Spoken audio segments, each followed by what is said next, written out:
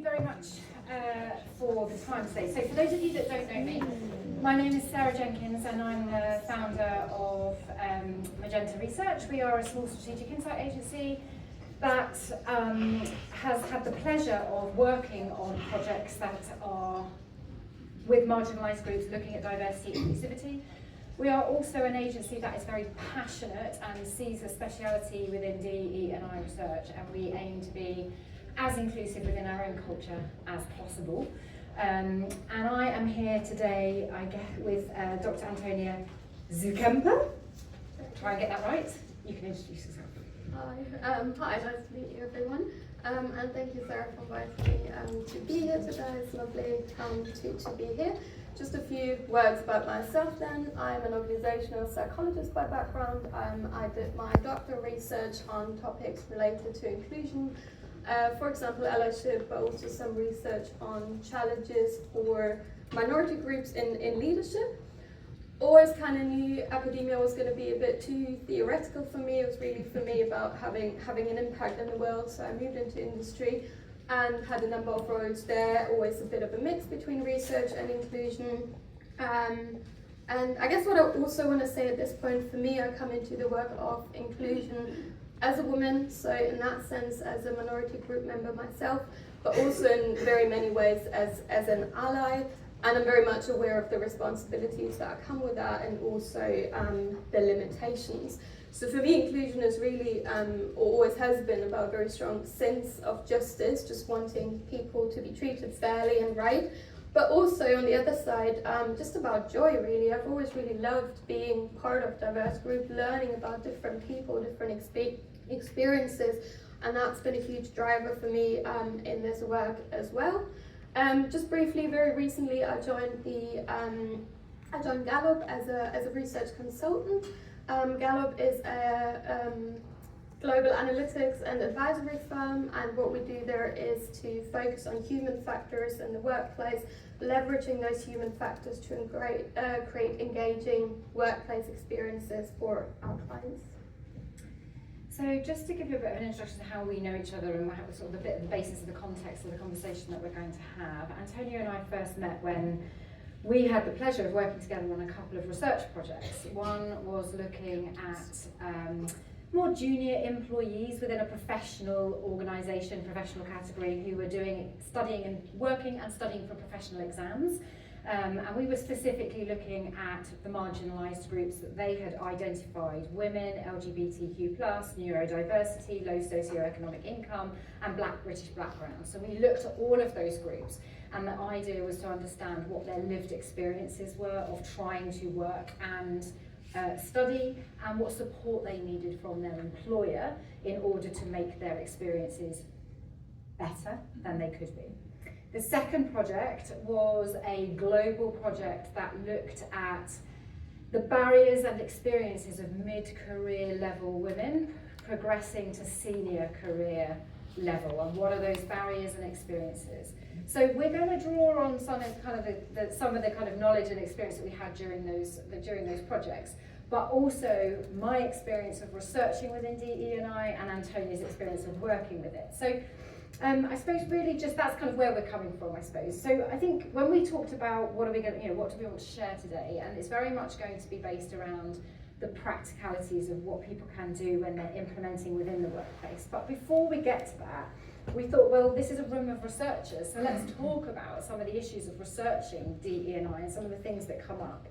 And research has showed us repeatedly that the majority of employees think their employers could do more, that people want them to be doing more, and initiatives rarely result in positive action. Okay, so we know that. So today we're going to very much focus on, there's a lot of work to do, but we want to focus then on thinking about the research in the first place, and kind of how do you go about conducting research within the workplace and with sort of employees.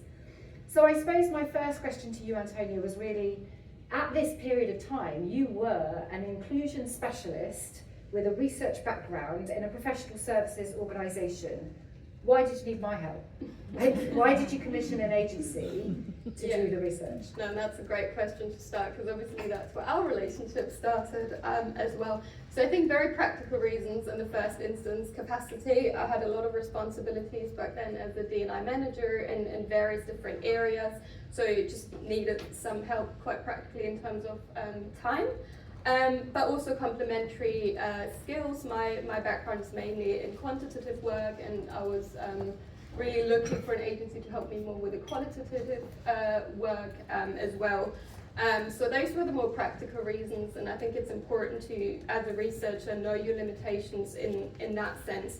But from a more methodological aspect then, I was really also looking to create more of a sense of anonymity for our stakeholders at the time, really creating that trust. And I think as an independent agency, you can create that much easier than if you're internal and people might be worried about repercussions if they share something with you that might be critical of the organization.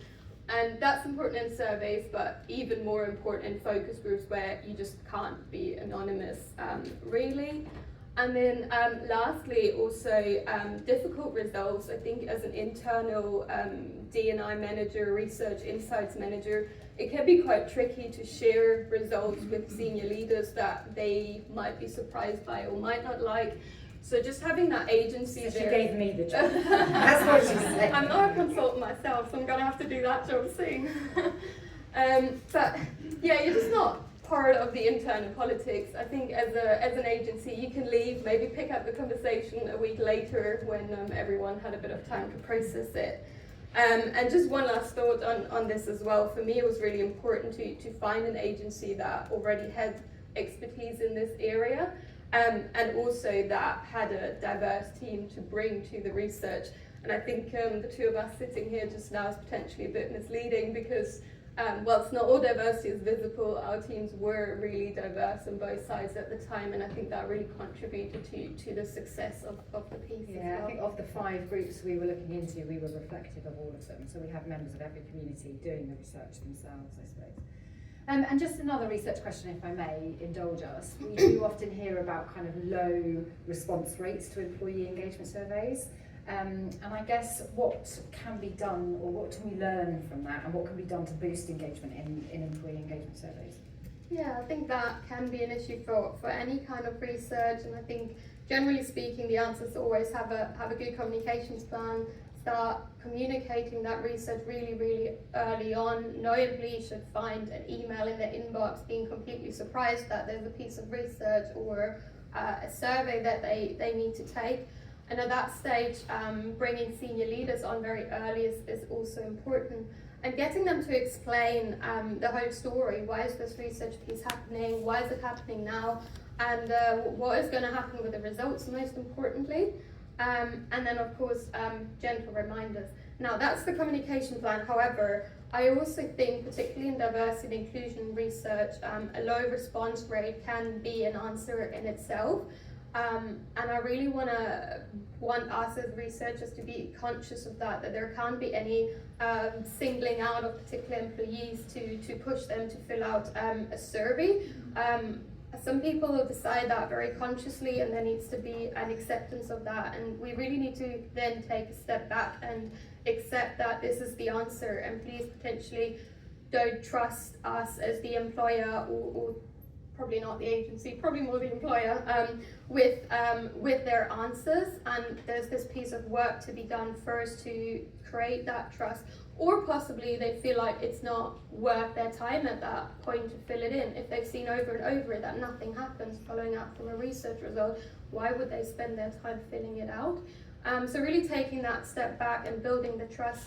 And I really love that metaphor from one of the Brené Brown books, where she says, trust is like a marble jar, and every time someone has a positive experience with you as an individual or an organization, they put a little marble into their jar, and really only when it's up to the level and it's full, people will feel comfortable sharing personal information with you.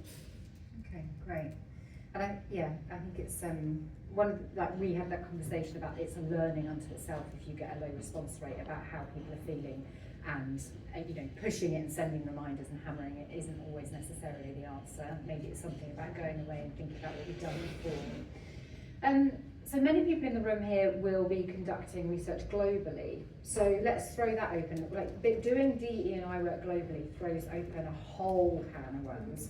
So share some of your thoughts and experiences on that. Yeah, we both know a lot about that.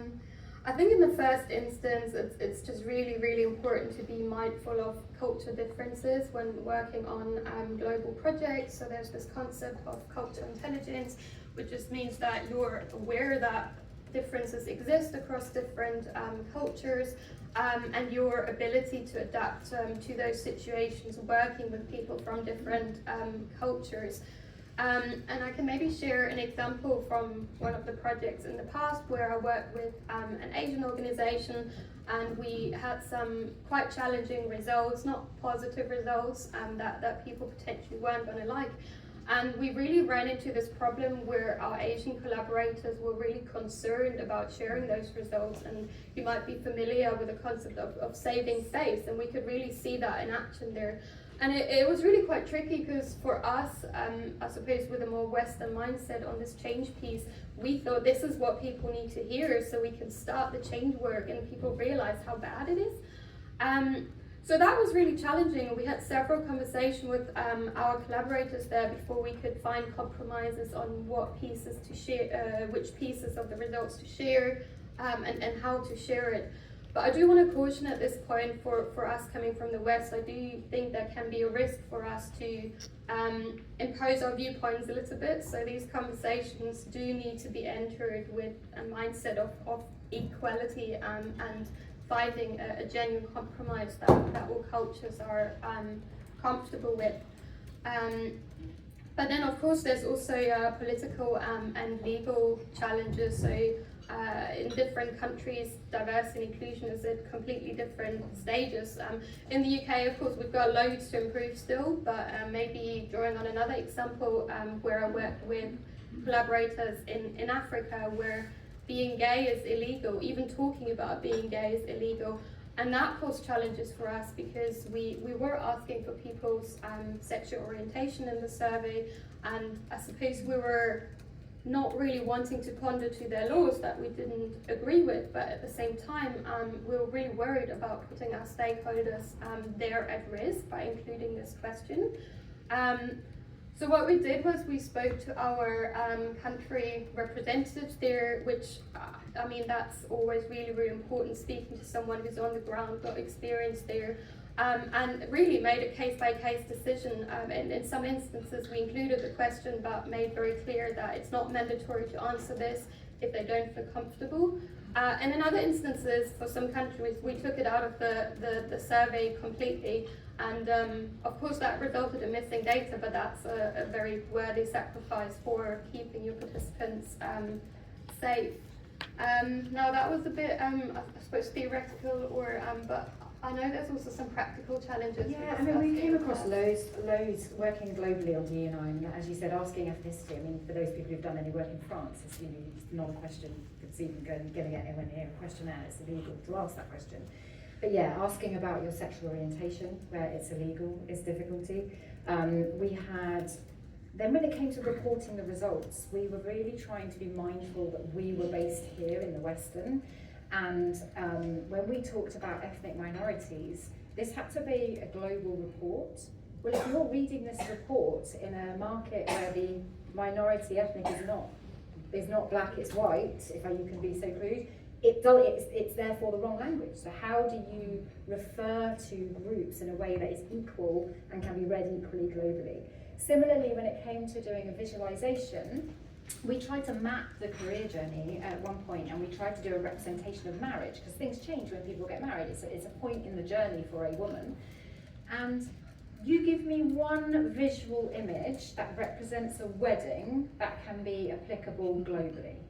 That's my challenge to you, because we couldn't find one. Can't be a white dress, because somewhere places it's red. Can't be rings, because some people don't always have rings. Can't be a cake, not always applicable. Tea ceremonies in some parts of the world, not in others. I mean, in the end, we went with a bundle of visual images in hopes that everyone got the idea, but it's just how you have to think about things globally and representing and being mindful of where you are and where somebody else is reading it. So I think that's just some of those things that we thought about. But kind of moving on from the research and talking more then about implementation and practicalities, What, I suppose, first of all, probably stating the obvious question, but where does the responsibility for implementing and making change in the workplace lie? Yeah. And I'm glad we're moving on to the practical as well now. I think that's great, and I want to be quite conscious about that shift as well, because one thing I see way too often is organizations conducting pieces of research and then maybe brainstorming solutions a little bit, and then forgetting about it until 2 years later a new person comes in and a new piece of research is conducted. So I guess my point is committing to a period of research also means committing to a period of an implementations period, so to speak. At Gallup, where I just started now, many of our clients actually stay with us for years and do that annual survey, but that only makes sense because they very consciously commit to action in between. But yeah, your question, where does the responsibility for inclusion lie? And of course the answer is it lies with all of us to some extent, because diversity and probably more importantly this feeling of inclusion, belonging, it doesn't just happen in the big decisions by senior leaders. It really happens in the day-to-day, whether a colleague says hi to you when you pass them, whether they remember a religious holiday that's important to you, or even just whether they're happy for you if you succeeded, if something really good happened to you. So all of that is really important. But that being said, obviously the senior leaders and the middle managers play a really big role in setting the tone within an organization. They're very much setting an example for behavior that is or isn't acceptable within the organization. And even earlier than that, deciding who joins an organization, who are those people? Are they good people who will essentially behave themselves? At Gallup, we've got data from decades of research across all industries. And what this research shows is that it's really the direct manager who has the biggest impact on employee engagement. So we're using a 12-item scale called the Q12, which is measuring employee engagement by measuring how employees' needs are met based on basic needs, team contribution, individual contribution, and the opportunity for growth. And all these items have been shown to be positively related to employee well-being, but also productivity and ultimately profitability for the organization. And the next result then has shown that there, on this employee engagement score, 70% of that can be explained by the impact of the direct manager. So really, that's where a lot of the responsibility lies. And whilst that's important for any employee, I think it's particularly important for employees from minority backgrounds, because they experience small challenges and they don't experience the same kind of privilege. So it's extra important there. Sarah, you yourself are a founder, a manager. So I'd be curious to hear about your experiences at Magenta. Who's responsible for inclusion there? Well, I mean, the obvious answer, everybody is. So I suppose hands up here if you line manage someone. So that's who's responsible. Like, as you just said, you know, we own it's your. I'm very conscious that as the head of the company, I guess, people look to you for a reaction, and the way I react is a ripple effect. And if I accept something as being okay, if I'm okay with something, if I'm adaptable, if I don't panic, or if I, you know, take somebody's situation and be flexible or whatever, then the other people in the organisation are more likely to react in the way that I do. If I react wrongly, that's going to be fed down too, and I'm really mindful that I have to be seen to react and respond in a way that is appropriate. It is my responsibility, but as a line manager, you are the person that's being looked to, and so you have the responsibility, I guess, in terms of who's doing it. I guess, but the frustrating thing that, you know, when we've done these research projects that we've mentioned and others, I've just heard time and time again that, you know, the senior leadership teams in big organisations are not prioritising diversity and inclusion practices. They are not themselves leaving work at 5 o'clock to take the kids to school. They are not, or pick up the kids or whatever. They are not seen to be the ones that are setting the example And that's the difficulty. If they're not seen to be doing it, then how does the next layer know how to behave or respond appropriately? So what does inclusive leadership look like then? If we are inclusive leaders, and we're all aiming to be, how can we convince this senior leadership level to take it seriously and make change? Yeah. I just wanted to add previously one quote I really liked recently that I actually read in several books. So I don't know whom to attribute it to, but what it said was, as people join organizations but leave bosses, and that really just encapsulates how much power you have as a direct manager over your employees' experience day to day. But yeah, what is inclusive leadership? And I'm gonna draw on some Gallup theory here. So at Gallup, how we define inclusive leadership is employees agreeing with 3 statements, basically, or strongly agreeing with 3 statements. I'm gonna cover the first 2 together. So the first one is, at work, I'm being treated with respect. And then the second one is, if I raise a concern about ethics and integrity, I'm confident that my employer would do the right thing. And what these 2 statements really encapsulate is a culture of listening to each other, of openness, of respecting, being respectful of differences and needs and expectations, and also committing to learning from each other, learning from mistakes, being willing to admit that a mistake has happened, and then being willing to apologize and learn from it and do better. And I think one thing these days we hear from leaders a lot, that they're worried to even talk about inclusion because they're worried about saying the wrong thing, so they'd rather not talk about it at all. But what I'd say to that is diversity and inclusion is really so complex. There is something changing in legislation every few weeks.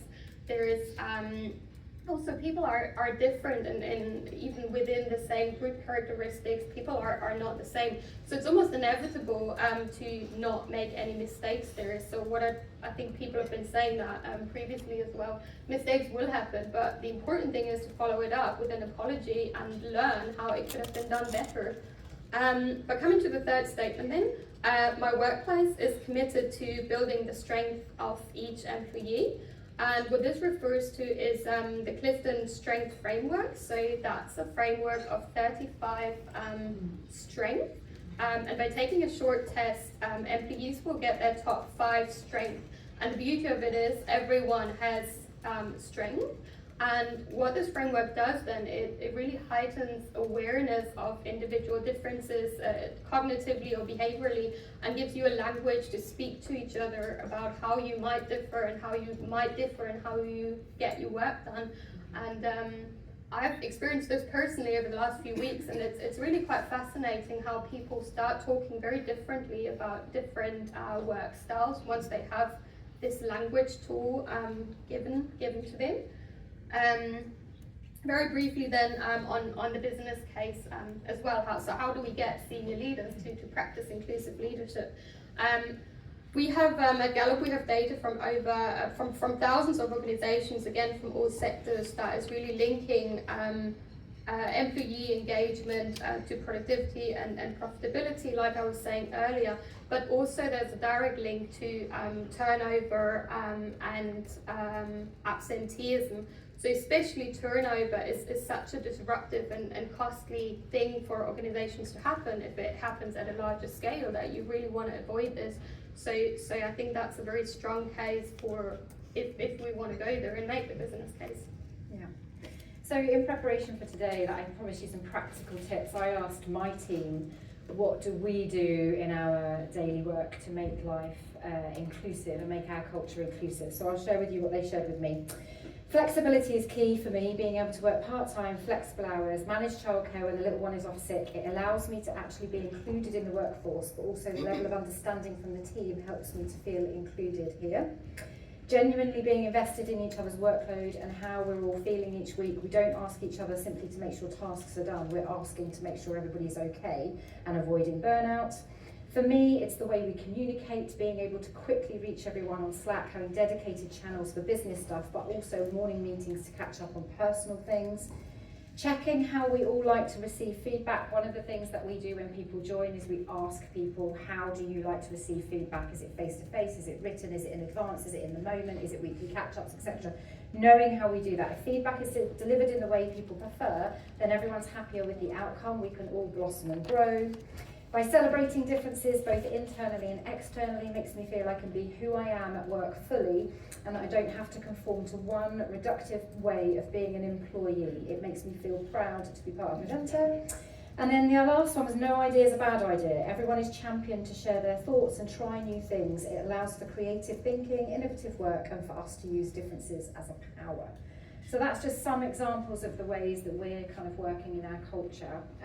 But I guess just moving on then, as I'm conscious of time, diversity and inclusion conversations often happen with allies, and people are talking to the converted, like in this, in this room we are here because we care and because we want to be. How can we engage the non-allies or the yet-to-be allies?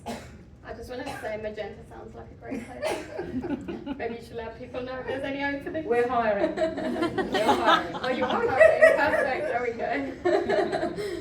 go. Yeah, how to get allies in the room, and I have to say I'm actually really impressed at how, relatively speaking, diverse we are in this room today. Because you sometimes, I've been to conferences where it's been all women in the room or white people, so I think it's really nice to actually see that diversity at a conference like this one.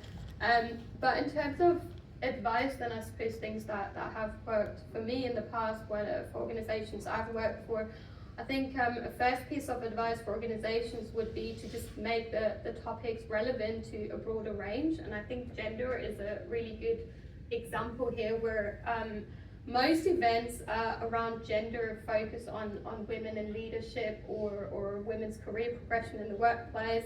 And I really enjoy them because I'm a woman who wants to progress in the workplace. But it's not always clear that men are welcome at those events, or even is there anything to learn from men at those events. And I think that's a real shame, considering that gender equality is a topic that has so much to offer for men.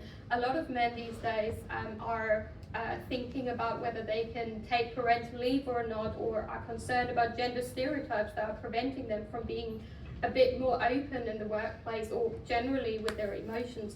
So I think really finding these topics that are interesting to a broader range of people as well. And it might just be rephrasing it as a focus on culture as well, because that's something every employee should really care about. The groups before me spoke lots about it, so just really quickly, opening up employee resource groups for allies, making it very clear people are welcome, and even very actively bringing a friend, a colleague to these groups who's never been there before, maybe just once off, but giving them the opportunity to learn. And then of course it all comes back to senior leaders as well.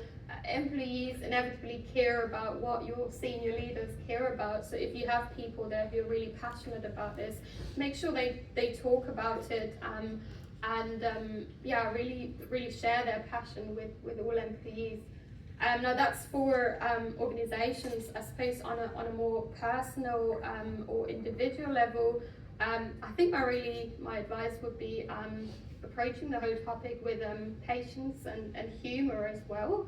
And I know that hasn't always been easy for me, especially in my early days in this work. I was very passionate about these things. I got very angry, probably lost a few friends here and there.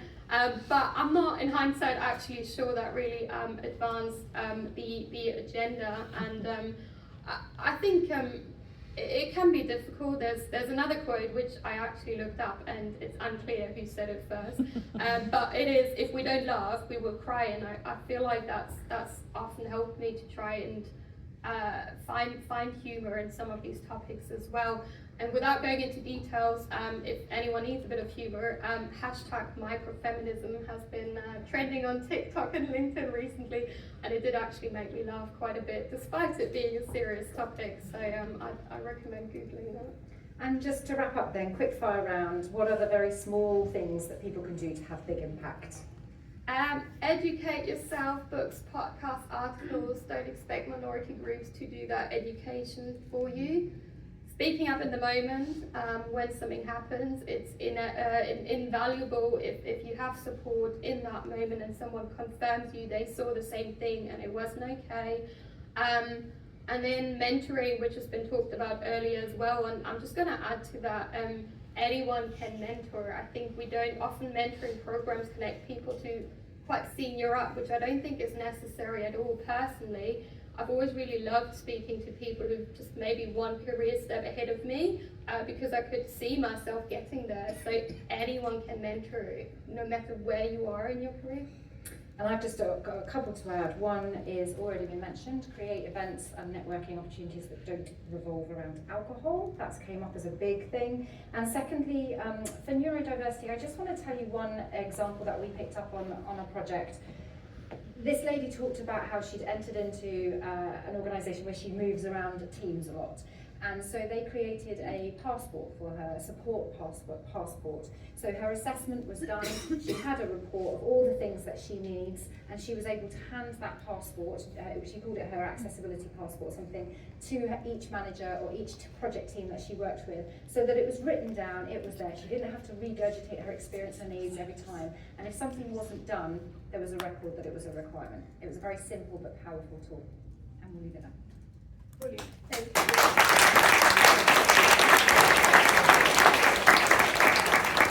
Thank you guys. As much as I'd love to give you questions, I think everybody has to go and find them after for questions.